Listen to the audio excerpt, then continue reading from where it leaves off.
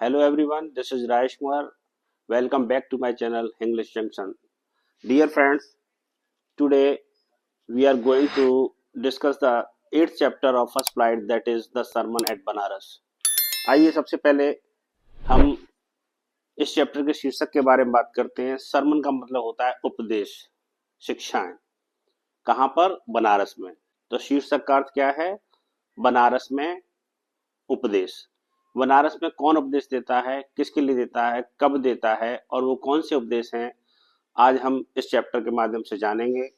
This chapter has been written by Betty Renshaw. आइए सबसे पहले थोड़ा सा हम बेटी रैनशाह के बारे में जानते हैं। Betty Louise Renshaw Barber, this is the full name of Betty Renshaw, was born in Shannon, Mississippi on September 3rd, 1927। इनका जन्म 3 सितंबर को 1927 में मिसिसिपी में हुआ था। इनके पेरेंट्स का नाम है पीसी एंड लिलियन रैनशाह।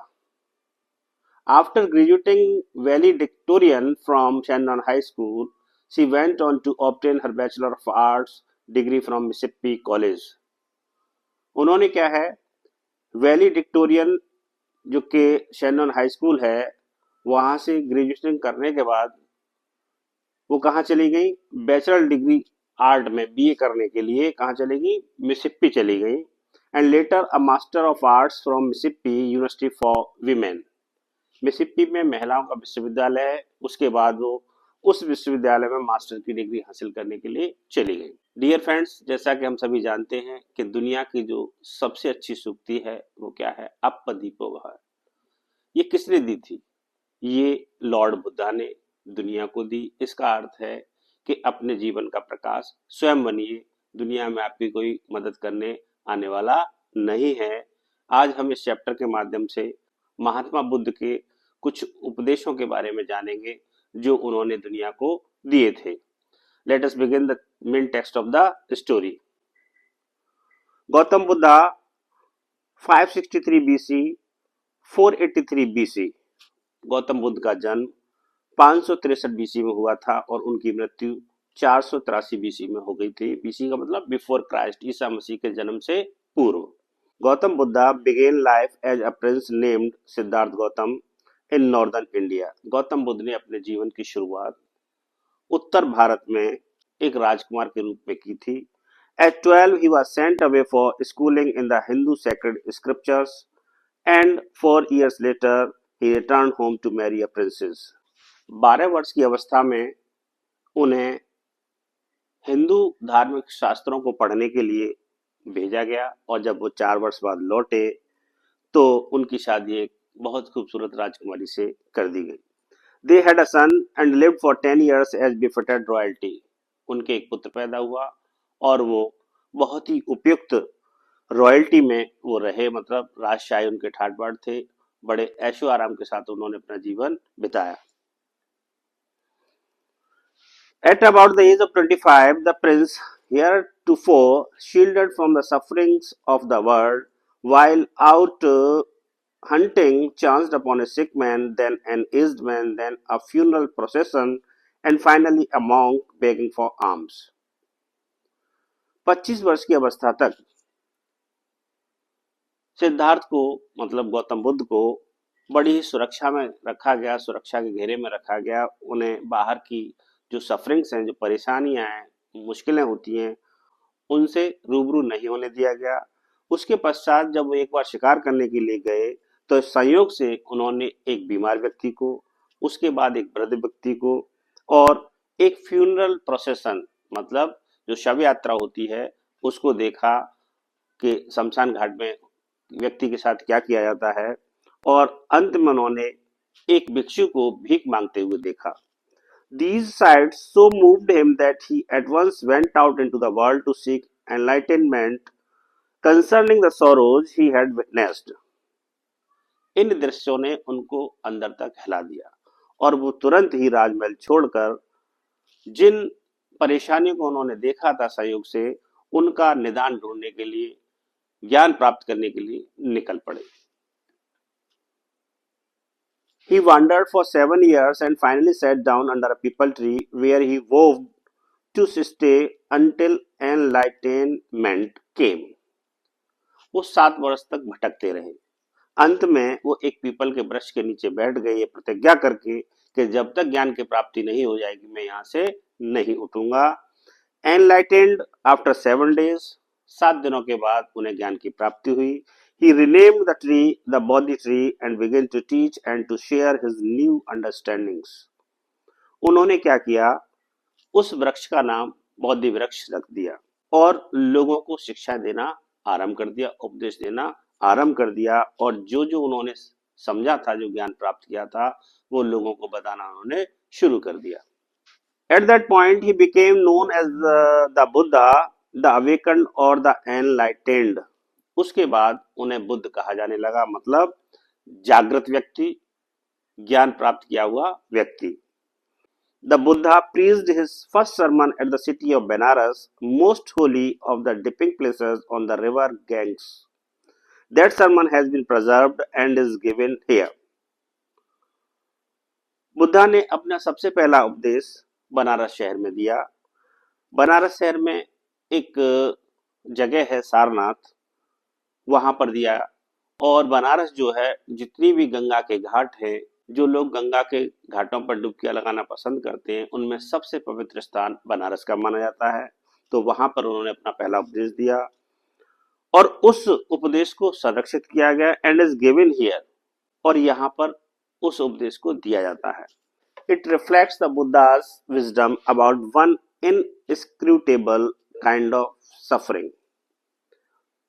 यह एक रहस्यमय प्रकार के दुख के विषय में बुद्ध के बुद्धिमत्तापूर्ण विचारों को प्रकट करता है। किसा Gautami had an only son and he died. किसा गौतमी का एकमात्र पुत्र था और वो मर गया। In her grief, she carried the dead child to all her neighbors, asking them for medicine, and the people said, "She has lost her senses. The boy is dead." अपने दुख में वो उस बच्चे को लेकर सभी पड़ोसियों के यहाँ गई और उसने सभी पड़ोसियों से दवाई देने के लिए कहा। एंड द पीपल सेड, और लोगों ने कहा, she has lost her senses, इसका सेंसेस खत्म हो गए हैं, इसकी बुद्धि ने काम करना बंद कर दिया है, इसका बच्चा मर चुका है, ऐसा लोगों ने कहा। At length Kisa Gotami met a man who replied to her request. अंत में वो एक ऐसे व्यक्ति से मिली जिसने उसकी रिक्वेस्ट का जवाब दिया। I can't give the medicine for thy child but I know a physician who can. उसने कहा कि मैं तुम्हारे बच्चे को ठीक करने की दवाई तो नहीं दे सकता, लेकिन मेरे पास एक फिजिशियन है जो आपको आपके बच्चे के लिए दवाई दे सकता है। एंड द गर्ल सेड, उस लड़की ने तुरंत कहा, pray tell me sir who is it. Sir जल्दी बताइए वह कौन है। And the man replied, go to Shakyamuni the Buddha. उन्होंने कहा आप शाक्यमुनि बुद्धा के पास चली जाइए। किसा Gautami repaired to the Buddha and cried, Lord and Master, give me the medicine that will cure my son. किसा गौतमी तुरंत ही महात्मा बुद्ध के पास पहुंची और जोर से वहां जाकर रोई और कहा उसने कि हे मेरे भगवान, मेरे मालिक, मुझे कुछ ऐसी दवाई दो जिससे मेरा बच्चा ठीक हो जाए। द बुद्धा आंसर्ड, बुद्धा ने उत्तर दिया, I want a handful of mustard seed. Mahatma Buddha ने आंसर दिया कि मुझे एक मुट्ठी सरसों ला कर दे दीजिए, मैं आपके बच्चे को ठीक कर दूंगा। And when the girl in her joy promised to procure it, the Buddha added, the mustard seed must be taken from a house where no one has lost a child, husband, parent or friends. लड़की ने तुरंत खुशी से उसको वायदा कर दिया कि ठीक है, मैं आपको एक मुट्ठी सरसों ला कर दे दूंगी। लेकिन बुद्धा ने आगे जोड़ा, महात्मा बुद्ध ने आगे जोड़ा कि ऐसे घर से आपको एक मुट्ठी सरसों लानी है जहां पर किसी व्यक्ति की मृत्यु न हुई हो, किसी बच्चे की मृत्यु न हुई हो, किसी के पति की मृत्यु न हुई हो, किसी के माता पिता की मृत्यु न हुई हो, किसी का मित्र न मरा हो। ऐसे घर से आपको एक मुट्ठी सरसों लानी है। Poor Kisa Gautami now went from house to house, and the people pitied her and said, "Here is mustard seed, take it." बेचारी गौतमी घर घर भटकती है, लोगों को उस पर दया आती है, तरस आता है। वे कहते हैं कि लो जितने चाहिए आपको सरसों ले लो, जितनी आपको सरसों चाहिए उतनी सरसों ले लो। बट वेन सी आस्क्ड, लेकिन जब वो कहती है कि did a son or daughter, a father or mother die in your family, क्या तुम्हारे घर में कभी कोई बेटा, बेटी, पिता या माँ की मृत्यु नहीं हुई है? दे आंसर्ड हर, वे उसको उत्तर देते हैं, अलास, अलास क्या है? इंटरजेक्शन है, अफसोस, बड़े दुख की बात है। द लिविंग आर फ्यू, जीवित व्यक्ति तो कुछ हैं, ना के बराबर हैं, but the dead are many, लेकिन मरे हुओं की संख्या बहुत अधिक है।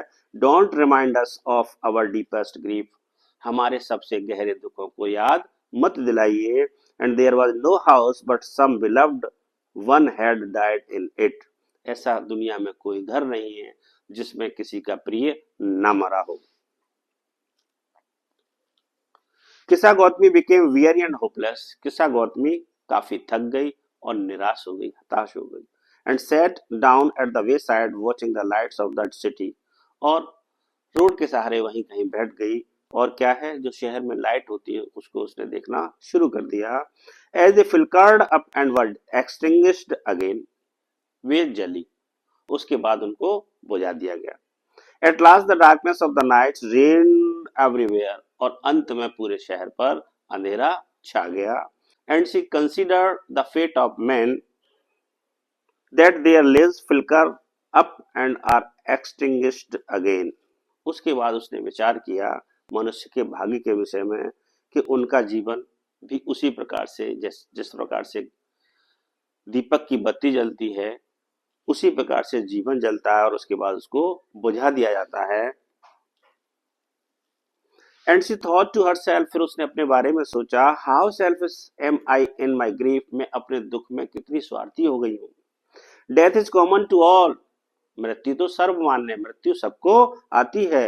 Yet in this valley of desolation there is a path that leads him to immortality, who has surrendered all selfishness. आगे उसने कहा, फिर भी ये जो निराशा की और जो दुखों की गहरी खाई है उसमें भी क्या है, एक रास्ता है, that leads him to immortality, जो उसे अमृत की तरफ ले जाता है, जिसने अपने सभी स्वार्थों को त्याग दिया है। The Buddha said, the life of mortals in this world is troubled and brief and combined with pain, Buddha ने कहा कि जितने भी मरणशील व्यक्ति हैं इस दुनिया में उनका सबका जीवन परेशानियों से भरा हुआ है, सूक्ष्म है, और उसमें दुख को भी जोड़ा गया है। For there is not any means by which those that have been born can avoid dying, क्योंकि ऐसा कोई साधन नहीं, ऐसा कोई संसाधन नहीं है जिसके द्वारा जो लोग पैदा हुए हैं उनको मरने से बचाया जा सके। After reaching old age there is death, वृद्धावस्था प्राप्त करने के बाद मृत्यु हो जाती है। Of such a nature are living beings, हर जीने वाले व्यक्ति का यही स्वभाव होता है, जो चीज पैदा हुई है वो नष्ट अवश्य होगी, जिसने जन्म लिया है उसकी मृत्यु अवश्य होगी। As ripe fruits are early in danger of falling, जिस प्रकार से पके हुए फल का जल्दी गिरने का डर रहता है, खतरा रहता है, so mortals when born are always in danger of death, उसी प्रकार से मरणशील व्यक्ति के साथ होता है, वो हमेशा मृत्यु के खतरे में रहते हैं। As all earthen vessels made by the potter end in being broken, जो कुल्हड़ या बर्तन बनाने वाले व्यक्ति होते हैं जिन्हें हम कुम्हार कहते हैं, जिस प्रकार से उसके हर बर्तन का जो हश्र होता है वो लास्ट में जाकर टूट जाता है, so is the life of mortals, वही मर्डशील व्यक्तियों के जीवन का हाल होता है। मतलब जो पैदा होता है वो मरता अवश्य है। बोथ यंग एंड एडल्ट, युवा हो चाहे वयस्क हो, both those who are fools and those who are wise, चाहे वो मूर्ख हो या बुद्धिमान हो, all fall into the power of death, सभी को मृत्यु की शक्ति अपनी आगोश में छिपा लेती है। All are subject to death, सभी को इस दुनिया में मरना होता है, चाहे गरीब हो चाहे अमीर हो, चाहे छोटा हो या बड़ा हो, कमजोर हो या ताकतवर हो, एक दिन उसकी मृत्यु अवश्य आती है। Of those who overcome by death depart from life, a father cannot save his son, nor kinsmen their relations. वे लोग जो मृत्यु से हार जाते हैं, जिनको मृत्यु जीत लेती है, डिपार्ट फ्रॉम लाइफ, वो जीवन से चले जाते हैं। एक पिता अपने पुत्र को नहीं बचा सकता है, कोई रिश्तेदार अपने संबंधी को नहीं बचा सकता है। मार्क मार्क ये इंटरजेक्शन है, इसका मतलब क्या है, ध्यान दीजिए। While relatives are looking on and lamenting deeply, जब रिलेटिव्स जो रिश्तेदार होते हैं देख रहे होते हैं, प्रायश्चित कर रहे होते हैं, रो रहे होते हैं, one by one mortals are carried off, तो एक एक करके जितने मरणशील व्यक्ति हैं उनको ले जाया जाता है, मतलब मृत्यु ले जाती है।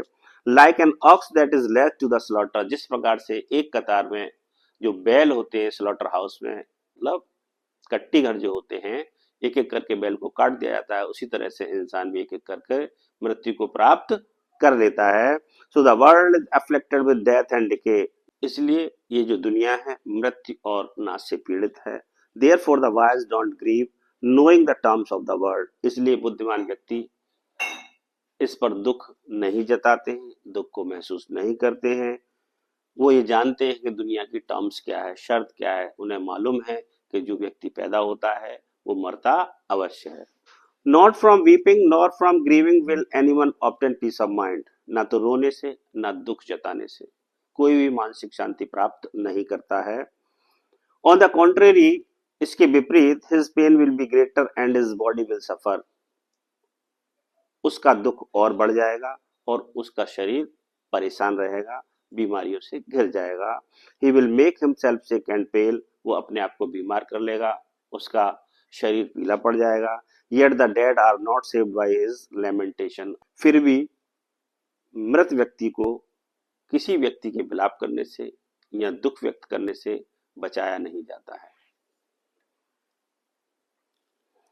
He who seeks peace should draw out the arrow of lamentation and complaint and grief.